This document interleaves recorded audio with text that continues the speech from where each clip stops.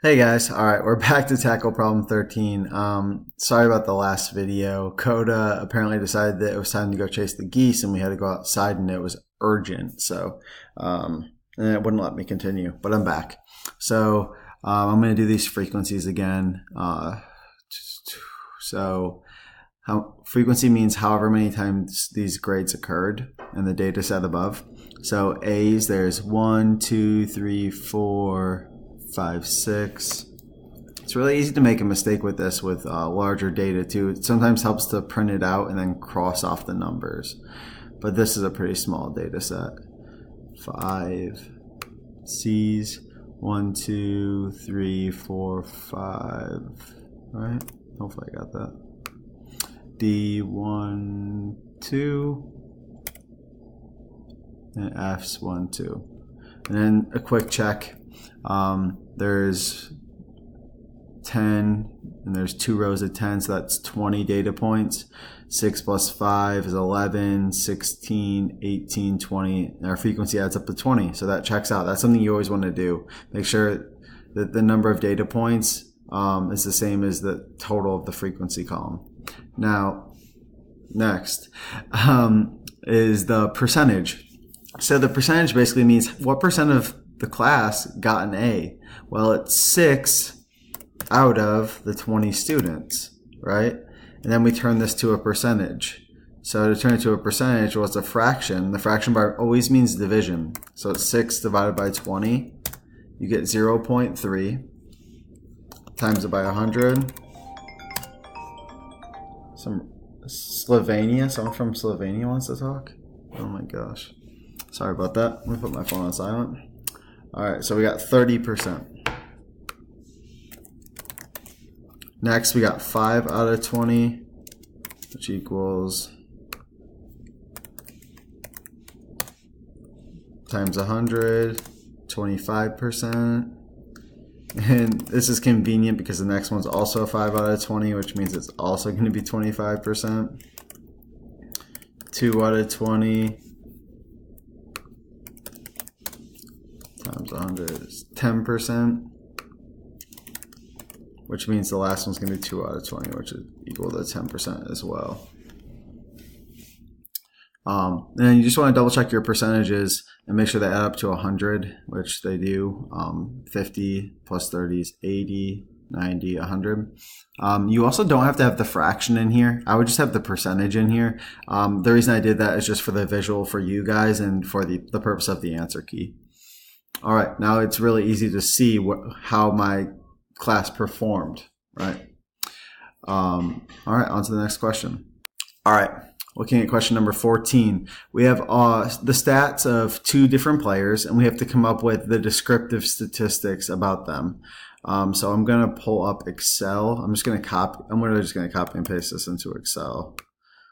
I need a new document though. As you can see, these videos aren't very planned out.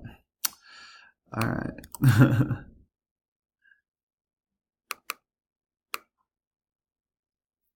All right. Now I need to grab my data.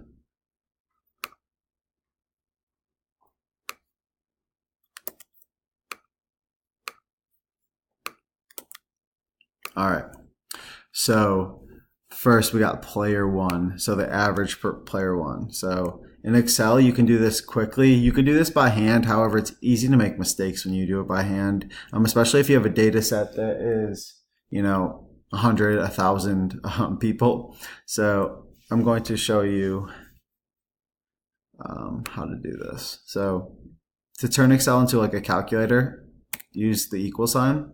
And if you want to calculate average, you just tell it. It doesn't know mean, but it does know average. Double click. Highlight your data, player 1, there we go. Same thing for median, double click, highlight your data. Mode.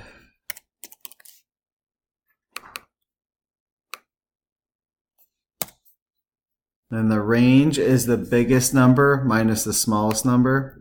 So I'm going to do over here sorry, I'm going to do the minimum and maximum, which is the smallest number. So minimum. I could figure this out on my own, obviously, but if you have a big data set, it's nice to have the function of Excel.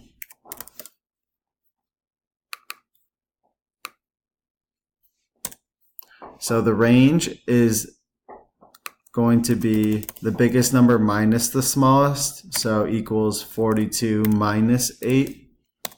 So the range is 34. Now lastly, the standard deviation, and it's stdev.s. I know I made a mistake with that in one of the videos and put .p, but I don't know how it happened, to be honest. So double click it, highlight it, there you go. I'm actually going to make this number a little bit less. Just going to round it off. There we go. Now we just got to do player 2. We'll follow the same steps. I'm going to fly through this really quick because it's the same exact steps.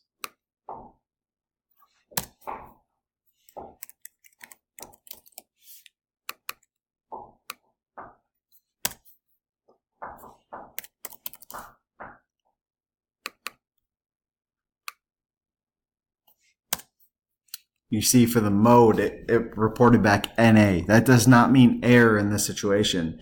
It means that there was no mode. So no numbers repeated itself. Now range, we gotta do equals min, or you could just look at the data set to find the smallest number and biggest number.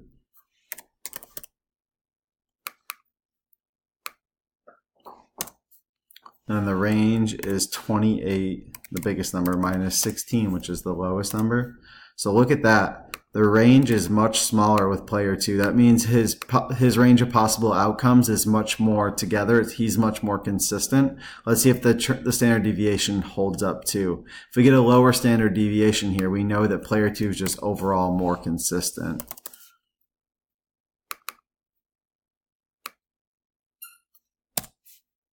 Yeah, as expected. He's much more consistent. Notice how small the standard deviation is. All right, I wonder if it'll let me copy and paste this back into the Word document. We'll see. Hey, perfect. I'm just going to change NA. Actually, I'll keep it, but I'll put no mode in parentheses. All right, so which player would you rather have? So this is a really good example because if you look at the averages, they're not too far off. So if you just looked at that, you might think that these players are fairly comparable. However, if you look at the standard deviation, you'll notice that player 1 either goes off and has a really good night or has a poor night. He's all over the place. So if you're looking for someone who's a role player like that, maybe he's your guy. But if you're looking for someone to consistently perform at a pretty high level, you're looking at player 2. Look at how small the standard deviation is. It means he's consistently performing right around his average of 22. So which player would you rather have? I'd rather have player 2. And it says, use the mean, average, and standard deviation to justify your answer. So player 2 has a higher average and performs at a more consistent rate. And this is lower standard deviation. And there's different ways you could word that, but oh man, can I get this all on one page? Or do I think I need it to be back like those. Okay. All right. Sorry for the squeak toy sounds in the background. Code is getting into this video one way or the other. Okay. So is this the last question? Yeah. Number 15. So we're looking at correlation here. So anytime you're looking for correlation, you're looking to see if there's a relationship between the two. So is there a relationship between someone's overall grade and the number of classes that they were absent? So you can probably predict here that the more classes you miss, the lower your grade is. That you would think that that would be a general trend. We'll see if that shows in this data set. This is actually data from one of my classes. So let's see what the deal is. Yes, I've had students miss 11 and 10 classes. However, this data is from when we used to meet twice a week.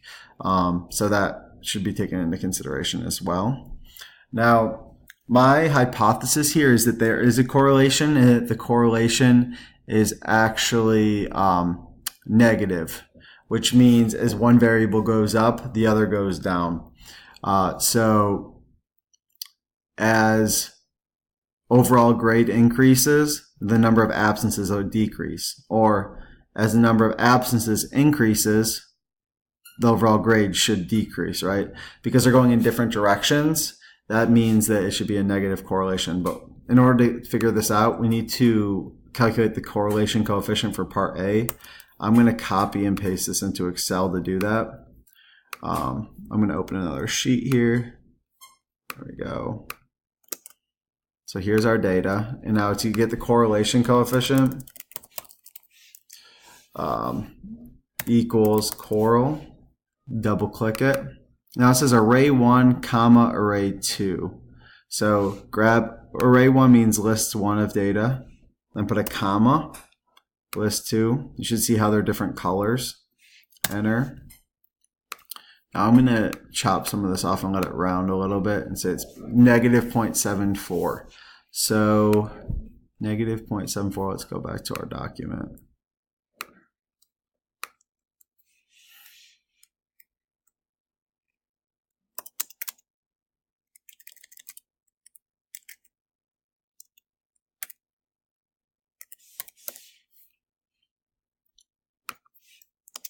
Okay.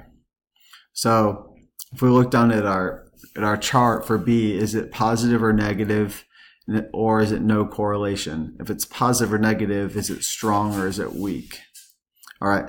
So looking at, we know it's on the negative side of things, so it has to be in one of these three, because these ranges all have negatives in them. Well, if we think of this as money, this is like negative 29 cents or being in debt 29 cents. We're in debt more than 29 cents. This range is like being in debt 30 cents to 69 cents. Well, we're in debt more than that. This range is like being in debt 70 cents to $1. That's the range we are in. So we are in the strong negative here. Apparently code is freaking out behind me, so I think I've got one question left. All right. So what can you conclude from this study? Well, because it's showing that there's a strong negative correlation, you can say there is a strong correlation between overall grade and the number of classes absent. Basically, they seem to affect one another, right? Okay. Well, if you need anything else, let me know. Reach out to me. I hope this was helpful for you as you prepare for your final exam. Take care, guys.